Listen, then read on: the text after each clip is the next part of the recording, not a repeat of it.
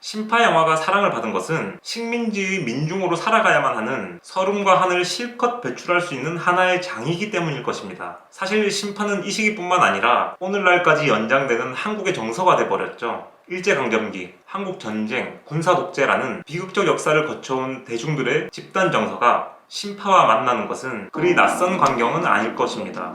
안녕하세요, 김태환의 키노아입니다. 이번 시간은 한국영화사 산책 네 번째 이야기를 이어갑니다. 저번 시간에는 최초의 극영화로 여겨지는 저축 장려 영화 월화의 맹서와 배우 이월화를 비롯한 여성 배우들의 등장, 그리고 배우 못지않은 인기를 누린 변사에 대해 이야기했습니다. 변사는 저번에 말씀드렸듯이 소리가 없는 무성 영화를 실감나게 해설하고 묘사하는 역할을 가진 사람입니다. 유명한 변사들을 섭외하고 극장을 경영하면서 흥행작을 제작한 사업가 박승필은 여기서 반드시 짚고 넘어가야 할 인물입니다. 박승필은 극장 단성사의 경영권을 얻고 극장 내에 촬영부를 신설하는 등 과감하게 사업을 전개해 나갑니다. 과거의 박승필은 최초의 한국 영화로 여겨지는 작품이자 연쇄극인 의리적 구토에 투자를 하거나 한국 최초 상설 영화관인 동대문 활동사진소를 인수해 광무대로 바꿔서 구국인 판소리, 창극 등을 보호할 목적으로 운영하기도 합니다. 그러니까 박승필은 문화예술 산업에 관심과 애정을 가진 사업가였던 거죠. 박승필의 손꼽히는 업적은 영화 장화홍련전의 제작인데요. 장화홍련전은 제작, 감독, 배우뿐만 아니라 촬영과 같은 기술 스태프들도 모두 순수 조선인으로 구성돼 제작한 영화입니다. 그러니까 모든 부분에서 일본인의 역할이 배제된 최초의 순수 조선 영화라고도 말할 수 있겠죠. 박승필이 한국의 대표적인 고전인 춘향전의 제작을 일본인들에게 선점을 당한 사실에 자극을 받고 맞서려고 장화홍련전을 제작한 것이라는 후일담도 전해지고 있습니다. 장화홍련전은 서울 근교의 방 하나를 빌려서 삼복더위에 촬영을 강행하고 3주간의 촬영 끝에 완성됩니다. 완성된 영화는 1924년 9월 5일부터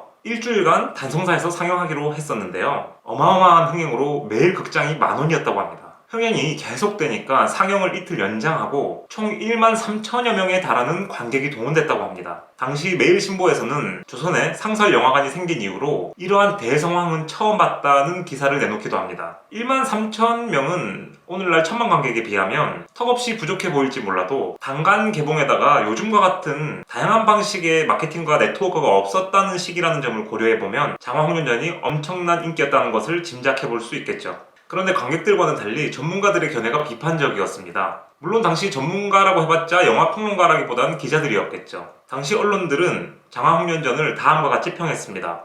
창의란 카메라맨의 노력, 종합예술이라는 영화극의 본령을 잊지 않고 최선을 다한 점, 여름옷에 겨울 침구를 사용한 의상의 부주의, 인형같이 무감각해 보이는 미숙한 배우들의 표정, 울다가 돌아서며 방긋 웃는 싱겁고 덜된 장면, 계모의 흉계로 장화가 낙태한 것처럼 보이기 위해 이불 안에 피를 바르고 가죽 벗긴 쥐의 고깃덩이를 낙태와 방불시킨 대목.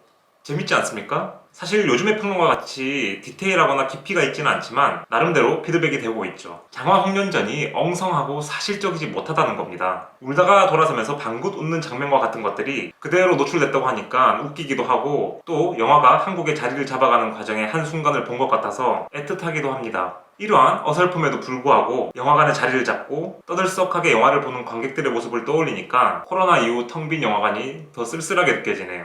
이러한 한국 영화사 초기의 전개 과정에는 늘 그늘이 있었습니다. 제가 지금 이야기하고 있는 역사적 시기를 고려하면 그 그늘을 쉽게 떠올릴 수 있습니다. 한국 영화사 산책 두 번째 시간에 말씀드렸던 것처럼 한국 영화의 탄생은 일본의 제국주의와 함께 진행되었다는 사실입니다. 일본이 조선 땅에서 행한 영화 정책은 문화를 통한 식민 통치라는 방법론 아래 이루어졌습니다. 초반의 영화 정책은 방임적인 성격을 가지고 있다가 1920년대를 거치면서 점점 강력한 규제가 시작되는데요. 우선 일본은 1920년 4월 조선총독부 활동사진반을 창설합니다. 줄여서 활사반이라고 부르겠습니다. 활사반은 조선총독부의 대외정치선전과 대내정치선전의 강화라는 취지로 만들어집니다. 즉 프로파간다, 선전 영화를 통해 조선인들에게 이데올로기를 주입하기 위한 목적으로 만들어진 정책입니다. 활사반은 전국의 호텔, 학교 등등을 다니면서 사회교화, 민중계몽을 통한 일본의 조선 지배를 정당화하는 선전을 하고 다녔습니다. 활동사진에 대한 통제가 체계적으로 정비된 시점은 경기도 경찰국이 흥행 및 흥행장 취체규칙을 발표한 1922년부터입니다. 그런데 말씀드렸다시피 경기도 단위의 훈령이니까 전국 단위의 규제에는 한계가 있었겠죠. 그리고 이 규정은 영화 자체보다는 극장에 대한 통제였습니다. 일본은 결국 조선총독부를 통해 1926년 7월 5일 활동사진 필름 검열 규칙을 내세우며 검열을 일원화합니다. 이 규칙의 제1조가 검열을 받지 않은 영화는 공연할 수 없도록 하는 것입니다. 그리고 제3조는 검열하는 필름이 공안, 풍속 또는 복원상 지장이 없다고 인정할 때 상영을 허가할 수 있다는 것. 제5조는 검열을 거친 영화일지라도 공안, 풍속, 복원상 지장이 있다고 인정되면 영사를 제한 또는 금지할 수 있다는 것입니다. 공안, 풍속, 복원이라는 기준이 엄청 애매하지 않습니까? 결국 이 애매한 기준을 통해서 일본이 자의적으로 영화를 검열, 통제하겠다는 겁니다. 그만큼 조선 땅에서 영화의 인기가 나날이 높아지고 영화가 다양한 메시지를 은유적으로 내포할 수 있는 가능성이 있기에 이를 원천 차단하려는 것이 일본의 목적이었다고 할 수 있을 겁니다. 조선인들의 사상과 감정을 자신들이 설계한 창살 안으로 밀어넣는 것이죠.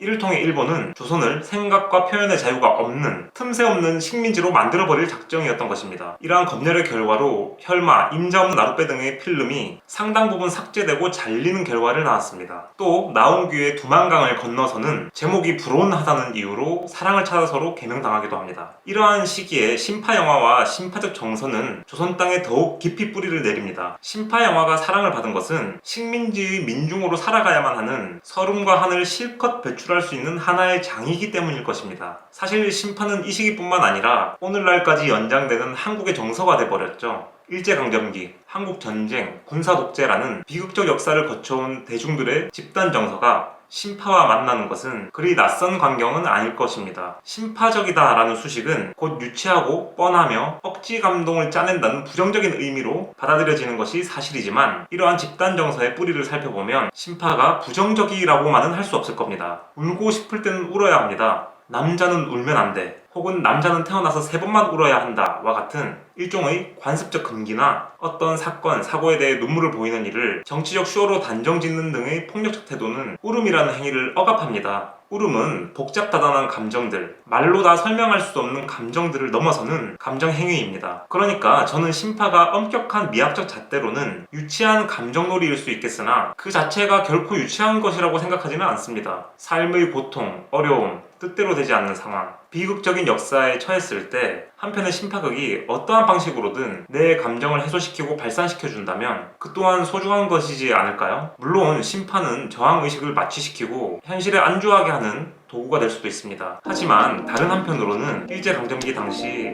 대중들의 감정을 분출시키는 통로이자 눈물을 닦아주는 손수건이기도 했을 것입니다. 오늘 준비한 내용은 여기까지입니다. 시청해주셔서 감사합니다. 김태환의 키노아이였습니다.